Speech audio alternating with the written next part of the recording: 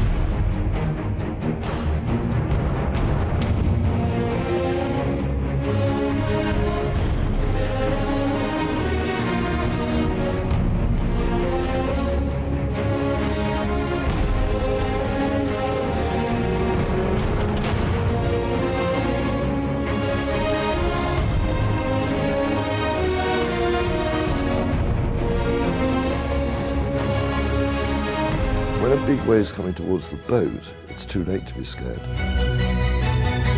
That shark is stopping me, so he's got to go. If this is appendicitis, I might be dying. I think it's not a bad way to spend your life, actually.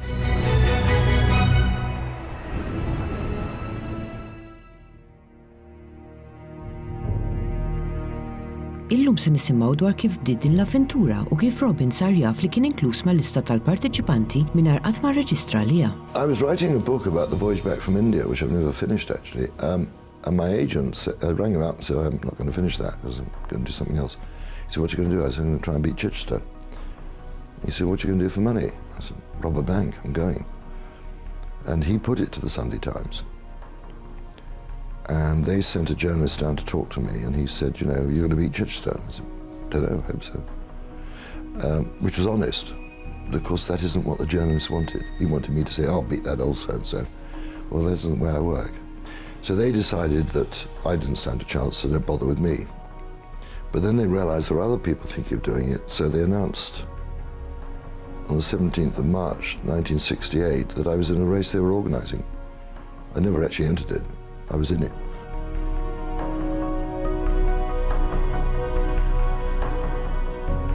Robin jitkellem dwar min għalih kien l-aqwa rivali, kif ukoll dwar kif ma ftemux fuq id-data ta' tluq ta' din it-tellieqa u jekk għad kellu dubji li seta' jtemm din it-tellieqa. The biggest threat, in theory at the beginning, was Alex Caruso, the Italian, because he had a 60-foot boat. Unfortunately, he got very ill and had to pull out into Lisbon very early on. After that, the most experienced sailor was Bernard Matessier, the Frenchman. He had a bigger boat than me, so he knew what he was taking on. Therefore, he was the threat as far as I was concerned. They said initially the race would start on the 31st of October, and I said, well, good luck. They said, what do you mean? I said, well, I'm going on the 1st of June.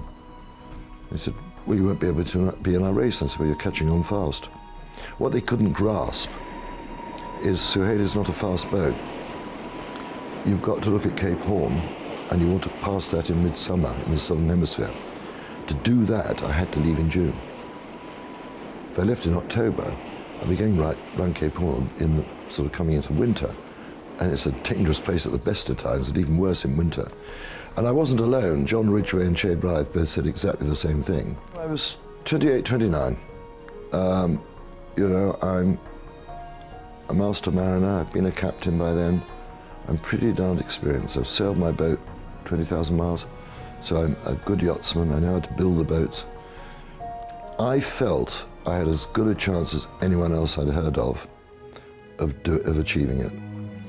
And I just felt this is something I've really got to try and do. I don't want to be 90 looking into the shaving mirror and saying, I wish I'd done that. Lura f'dak iż-żmien anke l-provvista tal-ikel kienet sfida kbira. Nisimgħu. Well, it was mainly in tins because we didn't have freeze-dried food in those days. So, you know, I had a couple of hundred tins of bully beef, a couple of tins of stewed steak, baked beans, peas, beans, carrots, potatoes. Take fresh food and hope it lasts 2 months would probably be maximum. Eggs, all greased in Vaseline, but they lasted about 2 months. And after that, you're on what you've got. But it's all in tins. Now, tins won't survive in a boat because they'll rust. And then eventually you hear this hissing noise, and that's the contents. The gas created by the contents escaping. So you have to treat them. Coated them in white paint, took the labels off, and then varnished them to make them last longer. But even so, I mean, towards the end I was getting a lot of tins. I mean, every night I'd hear a couple hissing. Robin tkellem ukoll fuq il-biża' waqt li tkun fl-oċean imprevedibbli ta' nofsinhar u kif wieħed irid jagħmel minn kollox biex ma tħallix il-biża' taħkmek. You know, you're pushing on, but at the same time you're thinking, getting close to the Southern Ocean, getting close to the Southern Ocean. What's it going to be like? I mean, the first 10 days in the Southern Ocean, I had 6 gales. It was that bad. And it was September, you see, I was early, deliberately. But I hadn't anticipated that. That's when I lost my fresh water, smashed up the self-steering, and the cabin top shifted, and eventually led to me losing the radio. You know, we got knocked over.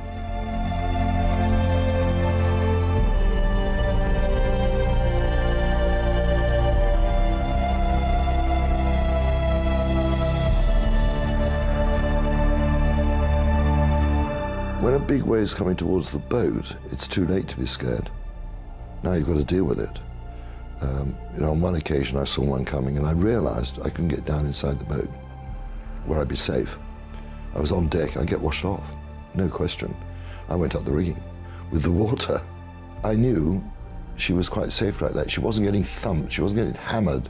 The boat was comfortable. That is what you spend all your time worrying about. Is my boat comfortable? I was doing fine, actually. You know, I had a few problems inevitably. I mean, battery acid in the eye hurts a bit. And it stopped me seeing for about a week in one eye. Repairing sails down south, I mean, you had to bang your hands to bruise them so you could use a needle. It's so cold. And I didn't have any gloves, and I couldn't have worked with the gloves anyway. I've been damp for 5 months now, all my clothing's been damp. And you say, well, yeah, but hang about. If this was easy, someone else would have done it. I've got this opportunity. So stop whinging, get on with it.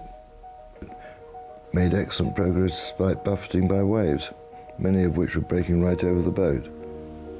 Pounding heavily at times.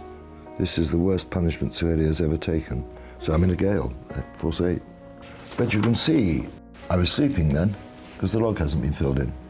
But I'm up here, probably went to bed about midnight. Did, in fact, and I slept right the way through till probably after 7 in the morning. So you have to sort of try and keep your mind active, and I took to learning poetry. I mean, at one time I could recite the whole of Gray's Elegy, which I learned.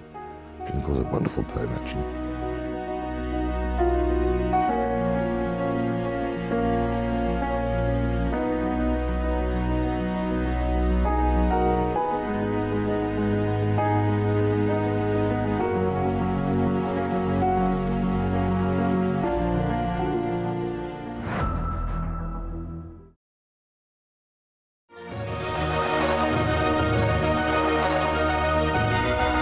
Fit-13 ta' Lulju fil-logbook, Robin kien kiteb li kellu jinżel fil-baħar infestat minn klieb il-baħar biex jirranġa xaq minn fejn kien dieħel l-ilma.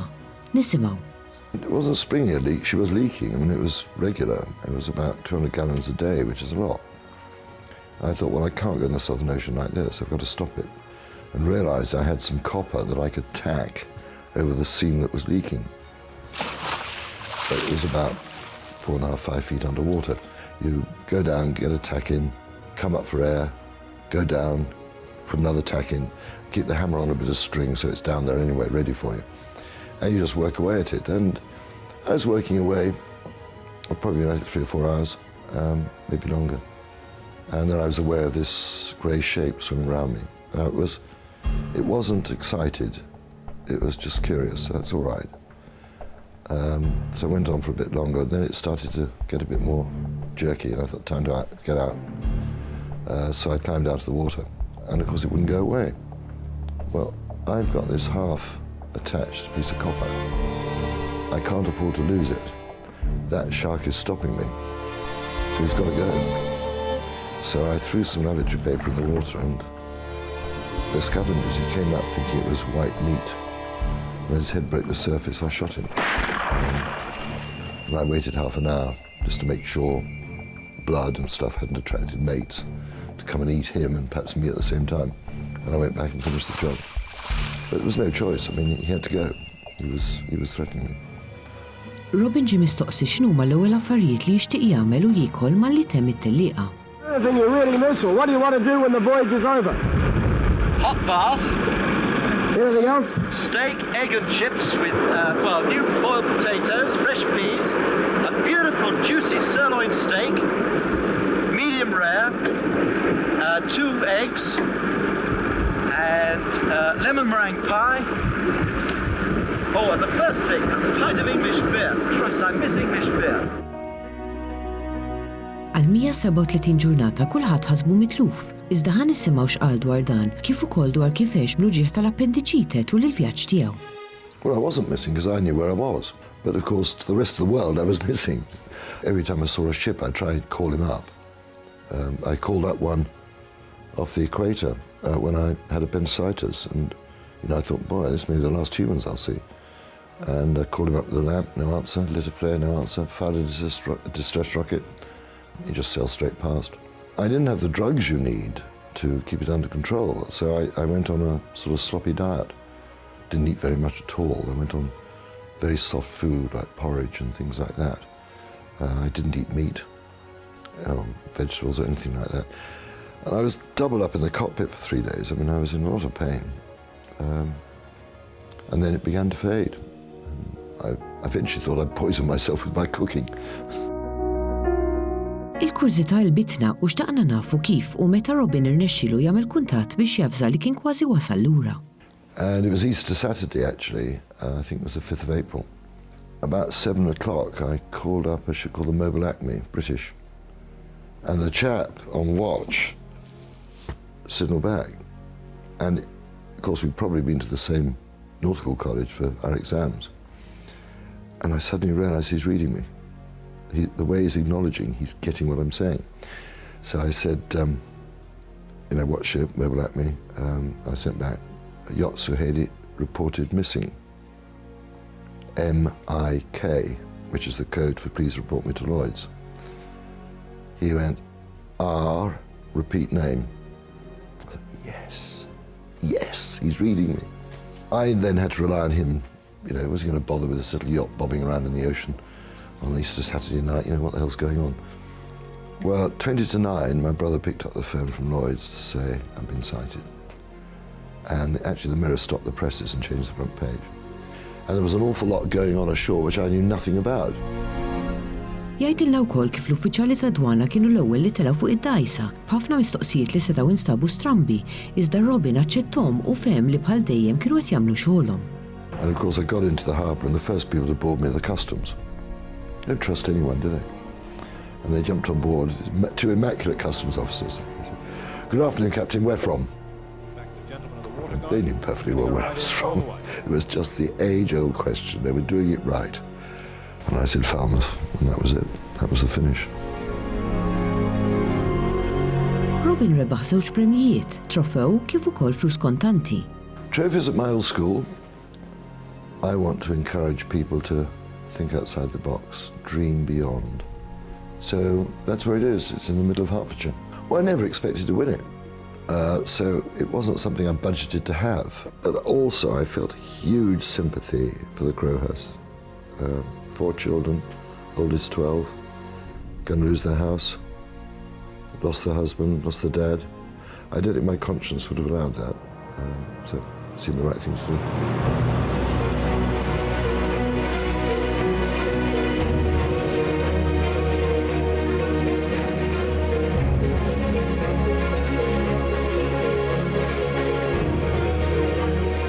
Robin kompla b'din il-karriera professjonalment fejn kien infittex ħafna bħala navigatur jew tactician.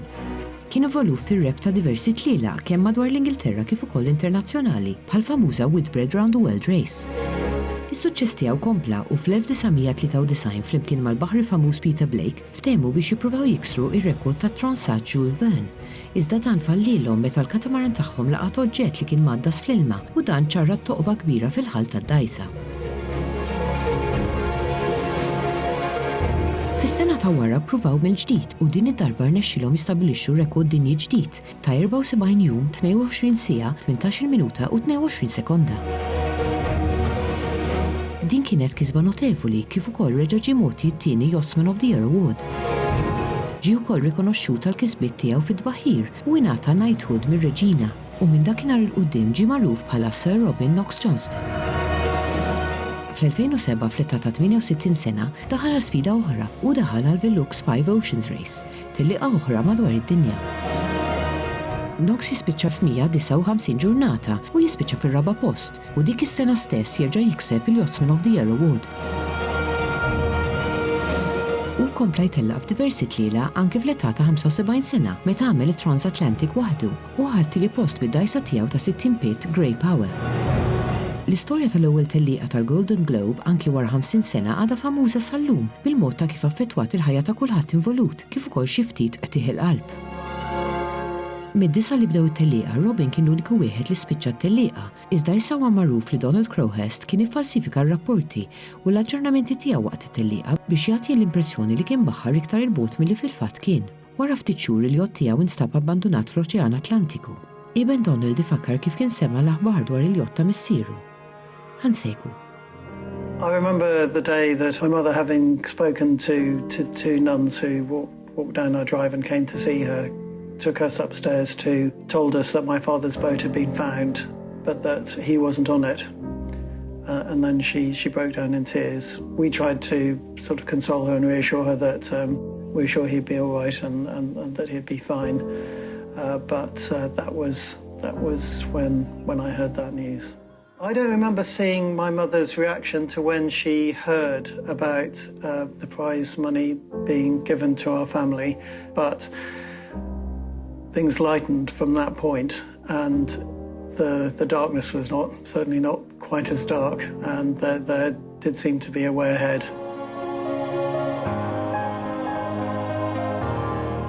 Għalkemm Robin kien l-ewwel wieħed li spiċċa t-tellieqa, għal ħafna snin kien hemm spekulazzjoni li l-Franċiż Bernard Mathieu seta' rebaħlu. Iżda Mathieu kien irtira meta wasal viċin Cape Horn u minflok kompla vjaġġ tiegħu lejn Tahiti. Riċentament fl-arkivi ta' Robin instabet ittra mingħand il-Franċiż li nkitbet fl-1981. F'din l-ittra huwa ċar li l-ispekulazzjonijiet ma kinux minnhom. L-immaġinazzjoni u l-aċċa l-avventura rat li Robin jieħu ħafna iktar sfidi u vjaġġi tul ħajtu. U fl-aħħar ħarġ bl-idea li kienet se tiftaħ tieqa ta' interess f'dan is-sport għal kulħadd. I was in Greenham with Chris Bonington climbing, and he was telling me about climbing Mount Everest. He told me how much it cost. I thought, well, what's the sailing equivalent to Mount Everest? Circumnavigation. Well, there must be people out there who'd love to do that, but can't afford a boat or have got a boat but haven't got confidence to do it. Supposing we got a boat, or skipper, how much would I have to charge those people to let them go around the world? And it came out about half what it cost to climb Mount Everest. Il-pjanijiet ta' Robin kienu fil-bidu tagħhom iżda mbagħad iltaqa' ma' negozjant li sar ispirat mill-viżjoni tiegħu. Dan kien William Wood. First time I met Robin was in the summer of '95, and it was when he wanted to get the Clipper race underway. It was through a friend of a friend, and would I invest in the business? And the long and the short of that is, after meeting Robin, growing to know him, and over the course of the next few months invested with him, and we formed Clipper Race. From the start of the idea to starting the first race was 11 months. During that time we had to recruit crews, interview them, build boats, select skippers, train the crews, work out the route, and it was a very busy 11 months, but we did it. The actual thing that convinced me, once I'd decided that I thought he was a good guy and would stand his corner, but was actually reading the application forms and the passion to follow his footsteps, that was the thing that turned me. I don't think we really knew what we were doing as far as, it was one hell of an adventure to start with. 8 boats, 8 skippers, no staff whatsoever, two in the office, and me and Robin. So we were repairers, PR, everything, which it was really sort of taking the bull by the horns, which, again, if you wanted a better partner to do something, you couldn't get better than Robin to do that with. L-arfin ta' tbaħħir tiegħu, l-impatt tal-idejat tiegħu, l-innovazzjoni u l-abilità tiegħu jispiraw lil ħafna u taw lok lil eluf ta' nies biex jitalmu dan l-isport u jbidlu ħajjithom għal dejjem. I think his biggest legacy will probably be Clipper Ventures in the end. I mean, sailing, being the first person to sail non-stop around the world, you'll never take that away from him, but he has introduced so many people into our sport that it'd be very hard to quantify what our landscape would be like without him. As a person, he's a guy that stands with you under any circumstances. I can't think of a more man-mountain than Robin. He'd want on your side at anything you were doing. If you were down, he lifts you up, and that's really important as a business partner and as a mate. Robin, by opening up the whole idea of sailing around the world, and not keeping it as a little something that only he and a couple of others have done, but to say to a broad audience of people, you can do it, we can help you, but you yourself possess the ability to do this kind of thing, just as I do. Sir Robin Knox-Johnston is really the complete sailor. Going back to the Golden Globe success, Jules Verne, record successes, but biggest thing for me probably, despite all of that, is the fact he's still racing competitively at 80 years old, and that's a massive inspiration. I really hope that I can be sailing like he is at 80 years old. Sir Robin is a legend. He encompasses everything that has built our sport to what it is today. And I think people probably underestimate or don't even realise just how involved he's been in so many aspects of our sport. His achievement inspired generations to follow in his footsteps. There's no question that winning the Golden Globe changed my life completely. But meeting William Ward was probably one of the best things that's happened in my life. And we were able to put this idea together and make it happen. I think the Clipper race has been one of those things that has brought so much benefit to so many people, changed their lives dramatically. They're proud, they've done something special with their lives. So I think William and I getting Clipper up and going and keeping it running has been perhaps one of the most satisfying things I've done. I do want to get back up to the Arctic so we can carry on diving under icebergs and looking at some of the most fantastic scenery there is on this planet. So at some stage I shall wander north again.